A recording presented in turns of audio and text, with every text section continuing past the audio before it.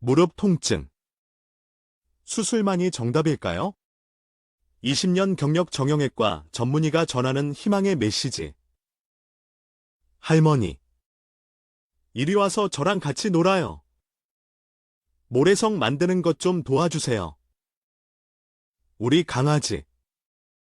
할미는 무릎이 아파서 여기서 지켜볼게.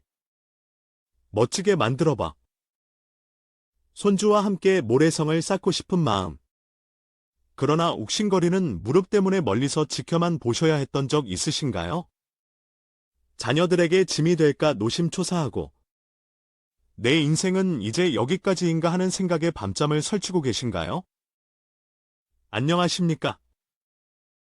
20년간 수만 명의 무릎 환자분들과 함께 울고 웃어온 정형외과 전문의 박서준입니다. 저는 진료실에서 이런 마음의 상처를 안고 오시는 어르신들을 매일같이 만나 뵙니다. 그리고 그분들과 함께하며 놀라운 사실 한 가지를 발견했습니다. 바로 수술을 권유받은 환자 10분 중 6분은 수술 없이도 충분히 통증을 이겨내고 활기찬 삶을 되찾을 수 있다는 것입니다. 거짓말 마세요. 원장님. 다른 병원에선 당장 수술해야 한다고 했는데요. 네. 충분히 그렇게 생각하실 수 있습니다.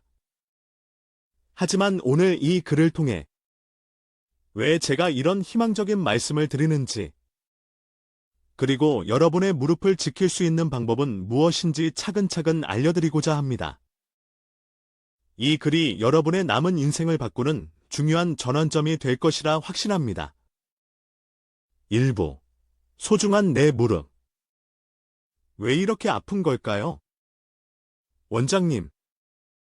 도대체 제 무릎이 왜 아픈 겁니까? 제가 하루에도 수십 번씩 듣는 질문입니다. 그 답을 알기 위해서는 먼저 우리 몸의 가장 헌신적인 일꾼, 무릎에 대해 알아야 합니다.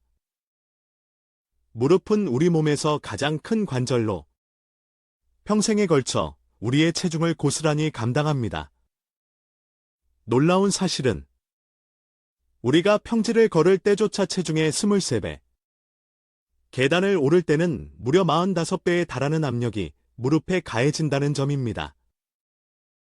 만약 체중이 60kg이라면 계단을 한 칸 오를 때마다 240kg짜리 쌀가마니를 무릎에 얹는 것과 같습니다. 그렇다면 무릎은 이 엄청난 무게를 어떻게 버텨낼까요?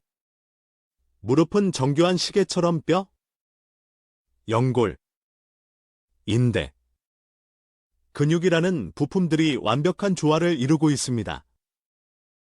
충격 흡수 장치. 연골, 뼈와 뼈가 직접 부딪히면 어떻게 될까요? 끔찍한 통증이 발생할 겁니다.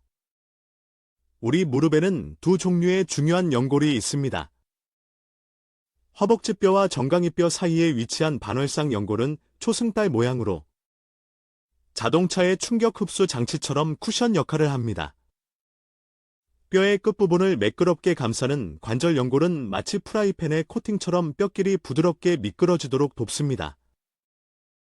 안타깝게도 이 연골들은 혈액이 통하지 않아 한번 닳거나 찢어지면 스스로 회복하기가 매우 어렵습니다. 안전벨트. 인대. 무릎이 앞뒤나 좌우로 흔들리지 않게 꽉 잡아주는 역할을 합니다. 그중 무릎 안에서 X자 형태로 교차하는 십자인대가 가장 중요합니다. 이 인대가 약해지면 무릎이 덜컹거리고 불안정해집니다. 최고의 보호막. 근육. 무릎을 지키는 가장 중요한 요소는 바로 주변 근육. 특히 허벅지 앞쪽 근육, 대퇴사두근입니다. 이 근육이 튼튼하면 연골에 가해지는 충격을 상당 부분 흡수해줍니다. 그런데 왜 유독 우리나라 어르신들에게 관절염이 많을까요? 바로 좌식 생활 습관 때문입니다. 바닥에 쪼그려 앉는 자세는 무릎의 체중의 최대 8배에 달하는 압력을 가합니다. 60kg인 분이 쪼그려 앉으면 무릎에 480kg, 즉 소형 냉장고 한 대를 올려놓는 것과 같은 부담이 생기는 셈입니다. 이 사실을 미리 알았더라면 우리는 무릎을 조금 더 아껴주지 않았을까요? 2부. 내 무릎 상태 진단하기. 관절염 1단계부터 4단계까지. 병원에 오시면 의사들은 엑스레이를 보고 관절염 단계를 1에서 4단계로 나눕니다. 의학 용어로는 KL 등급이라고 합니다. 자신의 단계를 아는 것이 관리의 첫걸음입니다. 1단계. 초기 뼈 사이 간격이 거의 정상에 가깝습니다. 대부분의 50대 분들이 여기에 해당하며 등산이나 무리한 활동 후에 가끔 시큰거리는 정도입니다. 얼마 전 등산을 다녀오신 50대 김민준 씨의 경우 아직 심각하지 않으니 지금부터 관리하시면 수술 없이 평생 건강하게 쓰실 수 있습니다. 라고 말씀드렸습니다.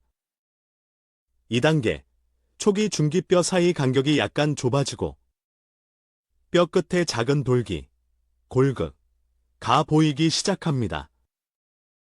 평소에는 괜찮다가 시장에 다녀오거나 오래 걸으면 통증이 느껴지는 단계입니다. 60대 박현숙 씨가 이 단계였는데 이때부터 어떻게 관리하느냐에 따라 10년 뒤 무릎 건강이 결정됩니다. 라고 강조해드렸습니다. 3단계. 중기뼈 사이 간격이 확연히 좁아지고 뼈돌기도 뚜렷해집니다. 이제는 가만히 있어도 쑤시고 계단을 오르내리는 등 일상생활에서도 통증이 느껴집니다. 아파트 3층 계단도 힘들어요 라며 찾아오신 60대 최수빈 씨의 경우 이제 적극적인 치료와 관리가 필요한 시점입니다. 하지만 아직 늦지 않았습니다. 라고 용기를 드렸습니다. 4단계. 말기 연골이 거의 다 닳아 뼈와 뼈가 맞닿은 상태입니다. 극심한 통증과 함께 다리가 오자 형태로 휘는 변형이 나타나기도 합니다. 지팡이 없이는 걷기 힘들어하시는 70대 정호석 씨처럼 밤에 잠을 못 이룰 정도의 통증을 호소하는 분들이 많습니다. 하지만 여기서 가장 중요한 희망의 메시지가 있습니다. 20년간의 제 경험에 따르면 엑스레이상 4단계 말기 환자라고 해서 모두가 극심한 통증을 느끼는 것은 아니며 반대로 2단계인데도 통증을 심하게 느끼는 분도 계십니다. 즉, 엑스레이 결과가 환자의 모든 것을 말해주지는 않는다는 뜻입니다. 그러니 절대 포기하지 마십시오.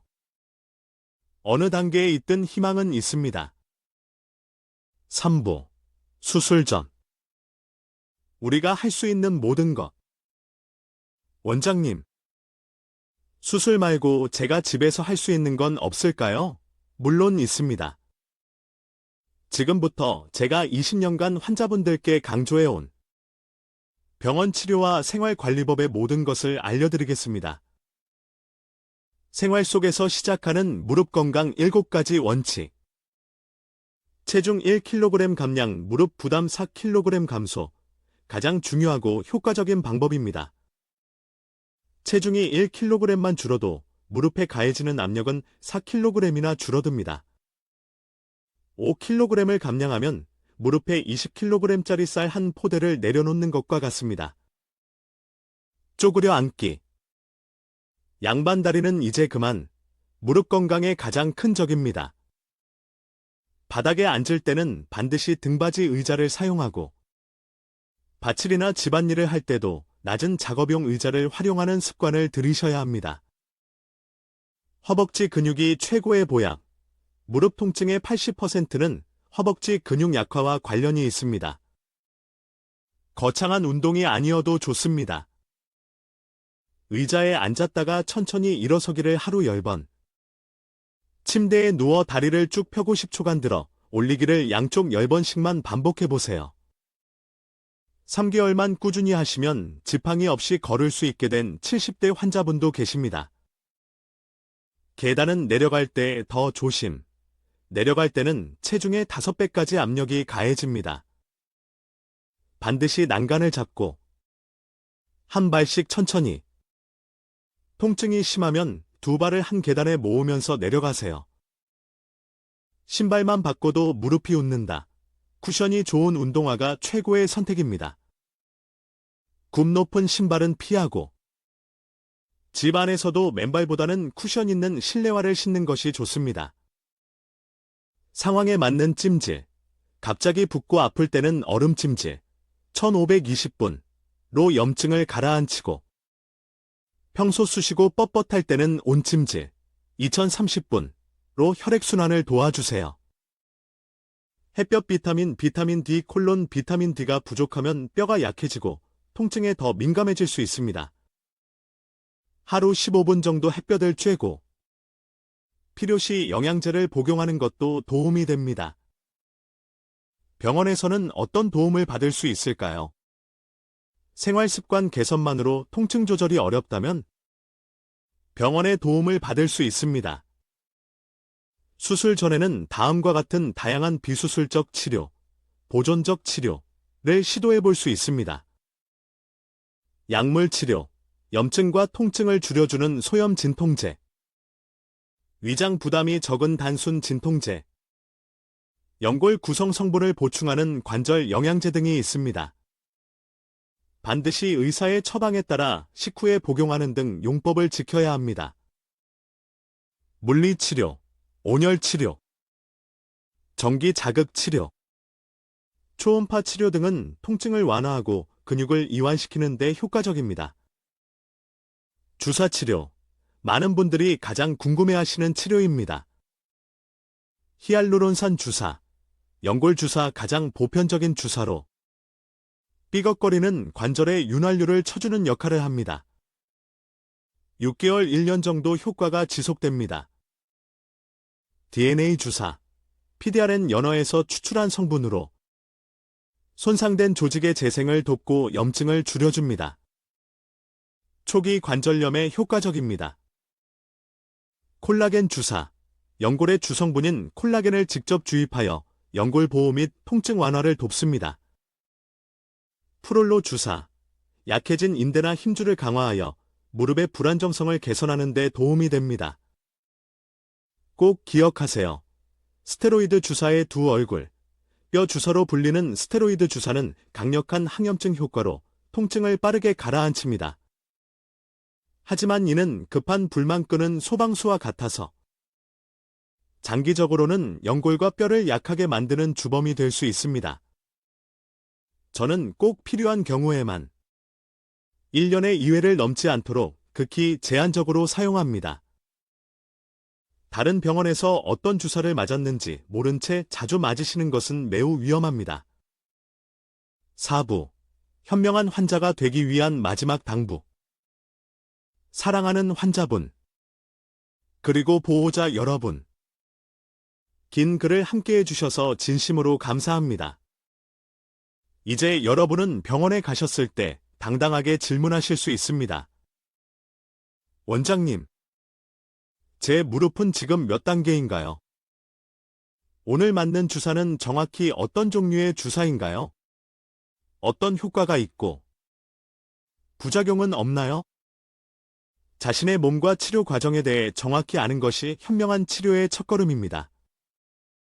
일주일 만에 완치. 한번 시술로 20년 젊어지는 무릎과 같은 과장 광고에 현혹되지 마십시오. 최근 주목받는 줄기세포 치료 역시 모든 환자에게 적용되는 만병통치약이 아니며 반드시 정형외과 전문의와 충분한 상담을 통해 신중하게 결정해야 합니다. 제가 마지막으로 꼭 드리고 싶은 말씀이 있습니다. 나이 들면 다 그런 거지라며 통증을 당연하게 여기고 포기하지 마십시오. 3년 전 양쪽 무릎 모두 4단계 말기 관절염으로 다른 병원에서 수술 날짜까지 잡으셨던 84세 윤서연 할머니가 생각납니다. 수술이 두려워 마지막으로 저를 찾아오셨고 우리는 함께 비수술적 치료와 생활습관 관리를 시작했습니다. 그리고 바로 어제 할머니께서 활짝 웃는 사진과 함께 이런 문자를 보내오셨습니다. 원장님, 저 오늘 손주 결혼식에서 춤도 췄어요. 3년 전 원장님 말씀 안 듣고 덜컥 수술부터 했으면 지금쯤 휠체어 신세였을 거예요. 정말 고맙습니다. 여러분도 윤서연 할머니처럼 되실 수 있습니다. 오늘부터 당장 시작하십시오. 여러분의 무릎은 수술 없이도 충분히 건강하고 활기찬 노후를 선물해 줄 수 있습니다.